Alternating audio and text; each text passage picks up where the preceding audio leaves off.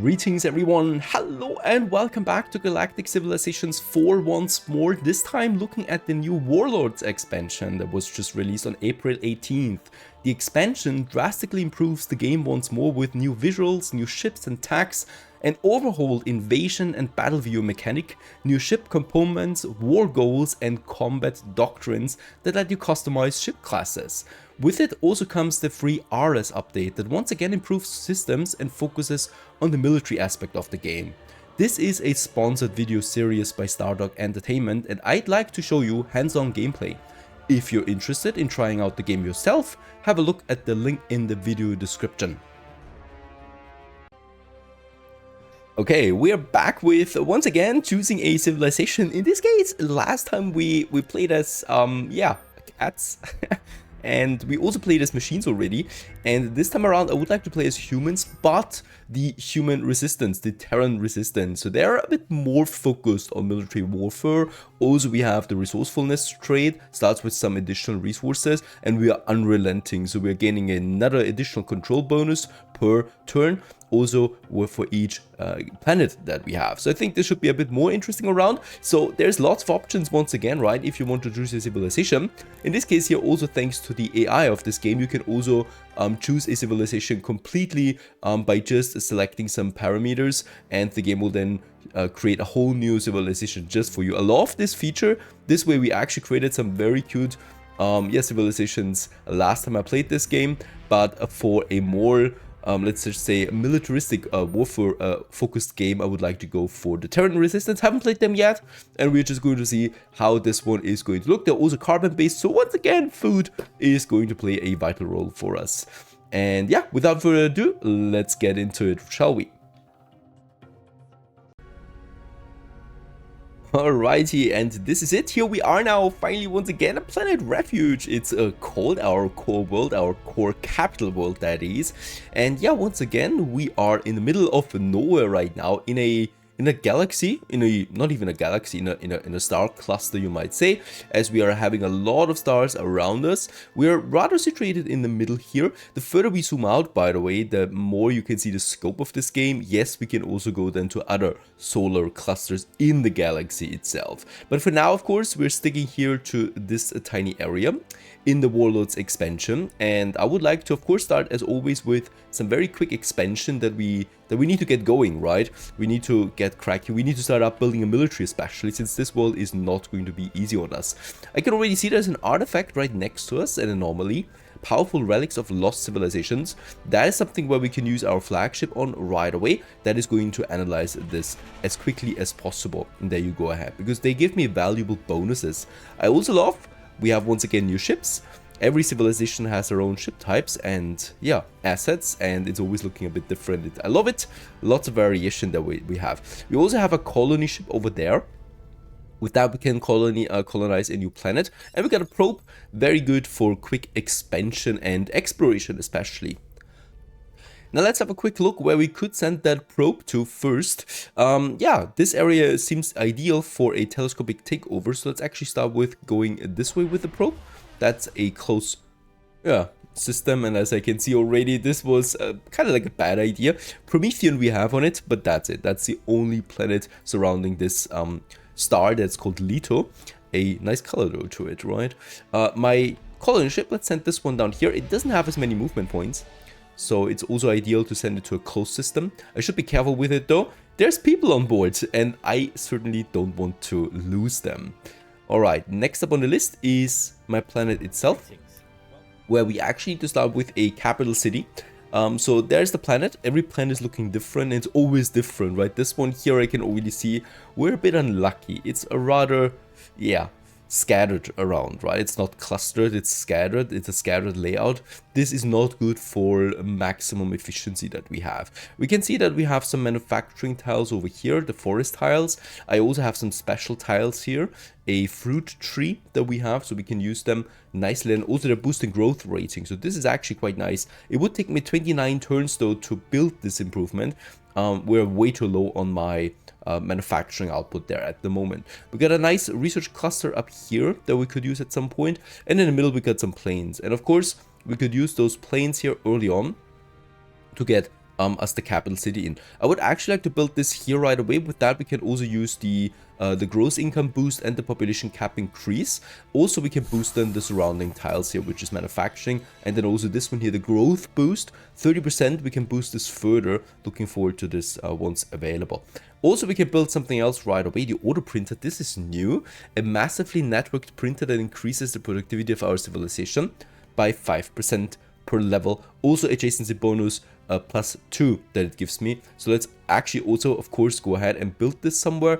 And we got some nice 2 manufacturing tiles here close by, and we can boost this nicely up then as well, right? This one here especially is getting boosted by the capital city and the auto printer. And then we have the communications array. This is the foundation for our research, and that network greatly increases the sharing of information. It increases my intelligence also by 10% right away. And yeah, of course, we could have it up here then. We can build it on the research tile here right away to get the bonus out of this one as well. Plus, it's going to boost the adjacent research tiles by 3 as well once we get this cracking. So at least those 3 constructions on its way on our planet, our capital that we have. Next up, yeah, there's always a lot to do in the beginning of this game.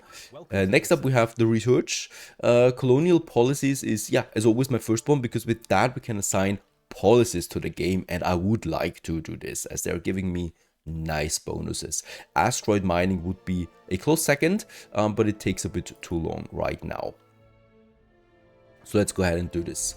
Alright, so while we have the exploration, the probe still has some hit points left. Might actually move up here a bit.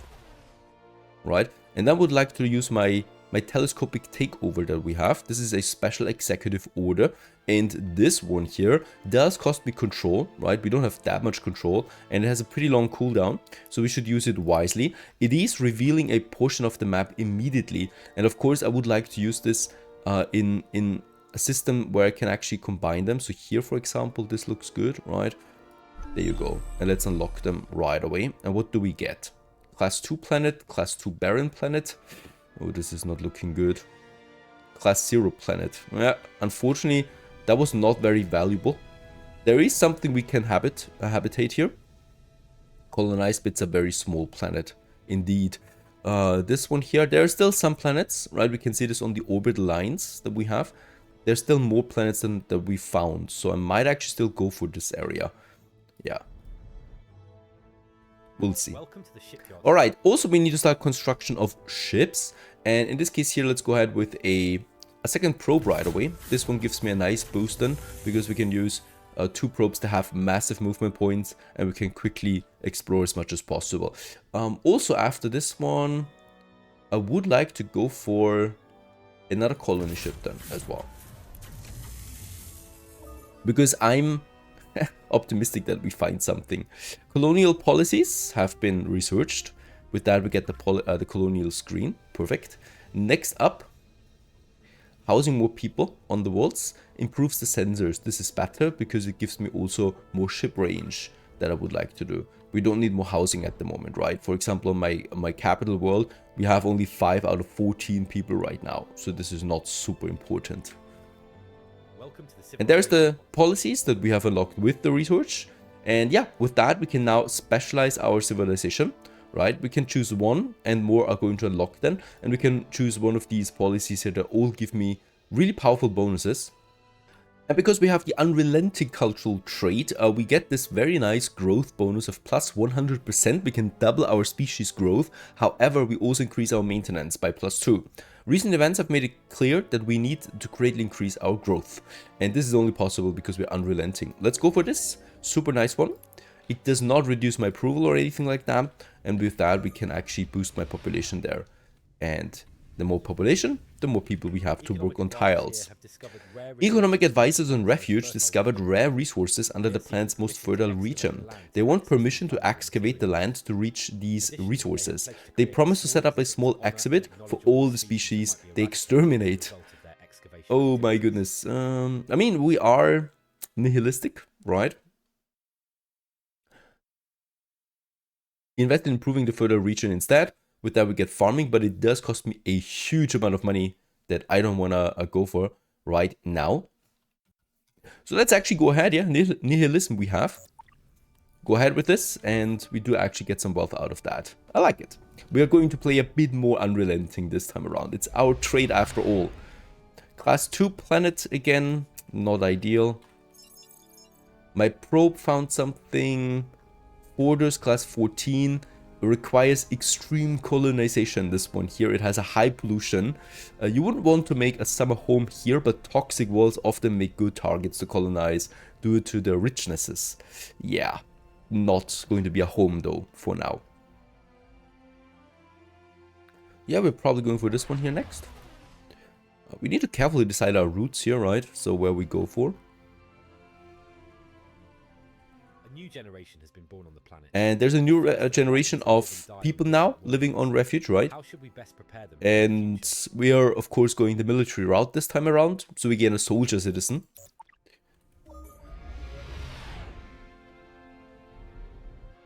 And there's really nothing here. Holy cow. These planets are bad right now, these systems. Let's continue up here. There's nothing down there anymore. Most likely. Oh, class 22, amazing. Hatch 2, bombarded though. Huge pollution that we have. Mostly destroyed. There's also harmony crystals on this one.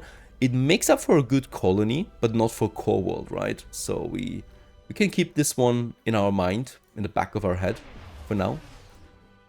As we continue further. Oh, this is not looking so good right now. Where's planets that we can colonize, please? Let's go for this one here still. With my flagship, unfortunately, it's not very fast. And how long do we still take here? 2 turns for this analyzation. Subspace scanning, the next research that we have unlocked here. Needed when scanning, but the practice is considerably harder in subspace. With that, we get the ship range increase and the ship ranger sensor range increase. This is important to have my ships moving faster and further away from us. Planetology. Yeah, once again, this time around we probably need to go with. We could also choose the universal translator. This is new. So this is a new updated UI that we have here. The universal translator, with this we can actually speak with other civilizations. We haven't found them yet, so it doesn't matter. Warships would be something. Yeah, I think we're going with the warships research. To lock us the fleet production. Oh, this actually has no planet at all? Seriously? Yeah, it's just asteroids.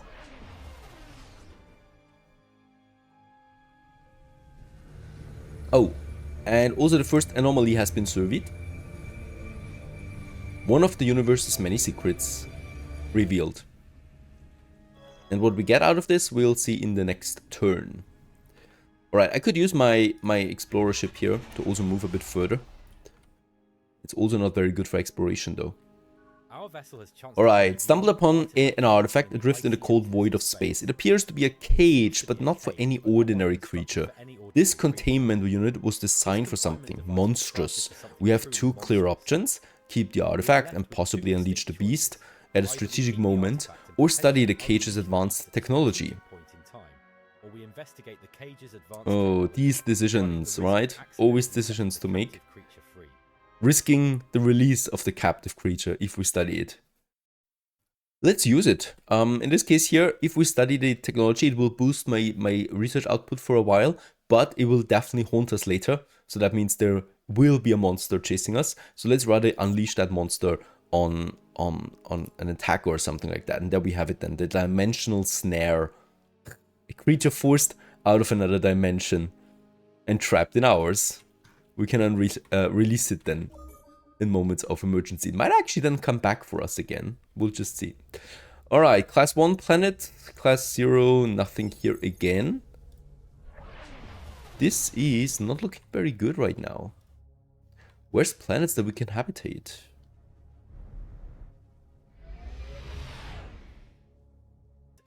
Alright, also an ancient artifact near refuge believed to have come from an ancient precursor civilization.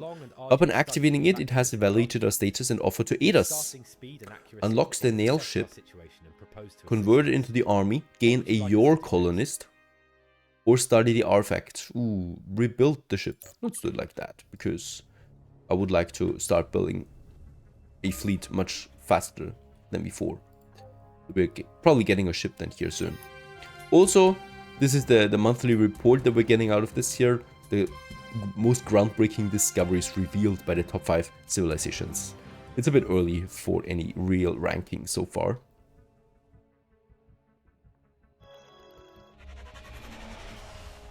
A thulium planet, more like a moon, out here.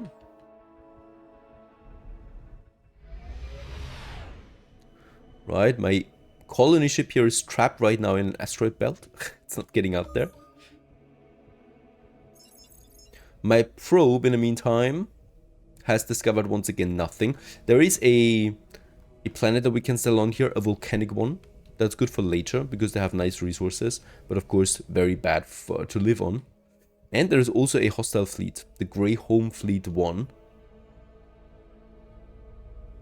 Already some hostile fighters over here. Let's try to navigate around them with the probe. Probe continues onwards to this area.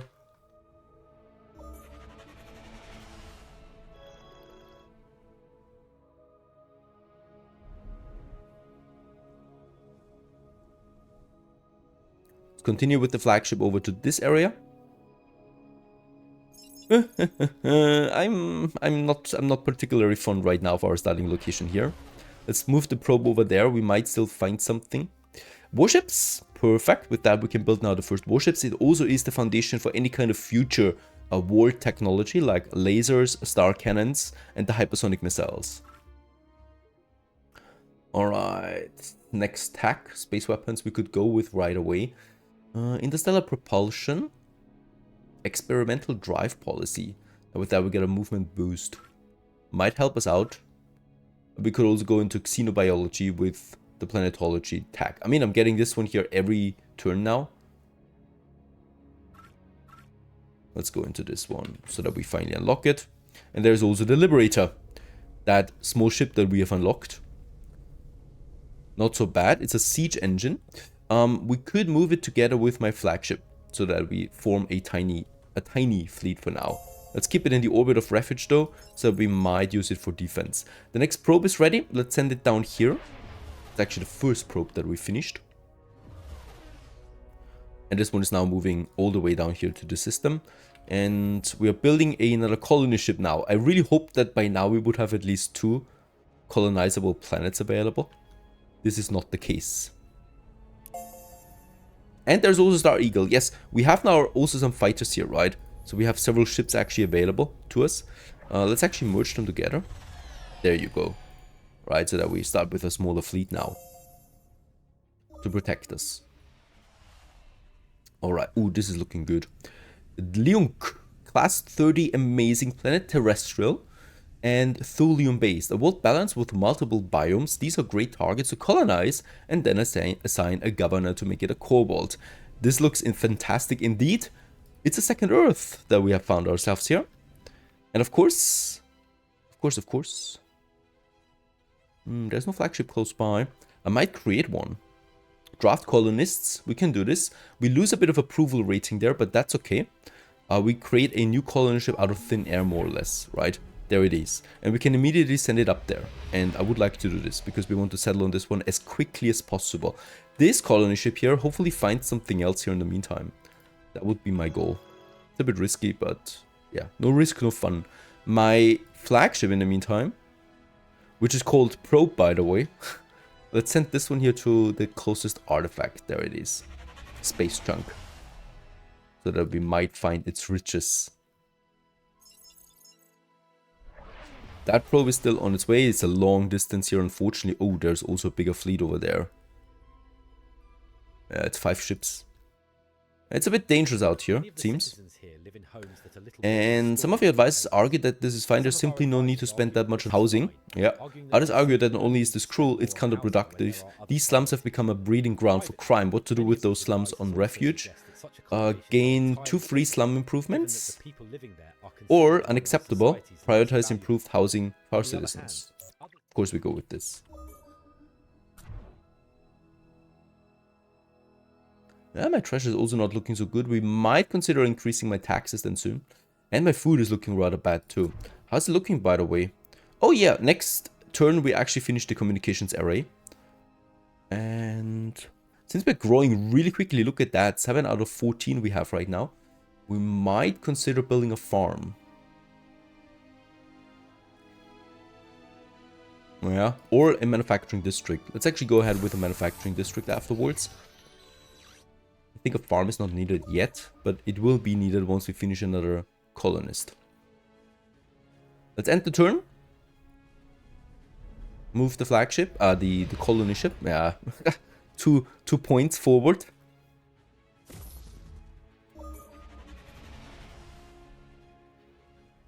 So that we have a new one. Oh, look at that. There's 2 planets here that we can settle on. Unfortunately, there's the Molotov. It's a bomber class ship. Floating around, but this is looking like a very nice system. A class 30 tropical planet over here. And this gives me a nice tourism bonus because people like to go to this.